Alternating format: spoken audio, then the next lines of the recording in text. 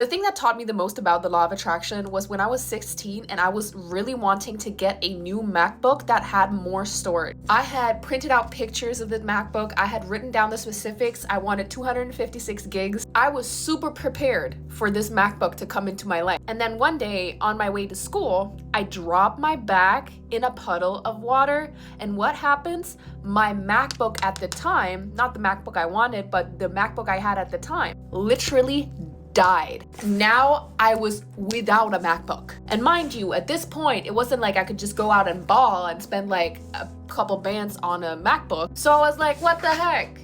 Now I don't have any MacBook. This is not what I asked for. And here I learned that sometimes you need to be more specific about what it is that you want. I had enough money to buy a used MacBook with the amount of space that I actually want. But of course, I wasn't pushed in the direction of getting it. So the universe intervened and said, you've been wanting this so much. Let's create a little test to see if you actually want it. Now, my other MacBook was dead. I couldn't use it. And I had to go out and get that Mac. I had to take the action that was gonna get me the MacBook that I actually wanted. And even though that was all the money I had saved up at the time, getting that used MacBook that I found on Facebook Marketplace literally changed my mindset. You know what happened? Less than a year later, I had enough money to go buy myself a brand new MacBook because I had built the muscle of knowing that I could manifest this for myself. I've actually manifested a lot of MacBooks in my life. That's actually kind of funny. But what this taught me about the law of attraction is that sometimes the universe will have to remove something that is very close to what you actually wanted. And you're gonna be like, what the heck?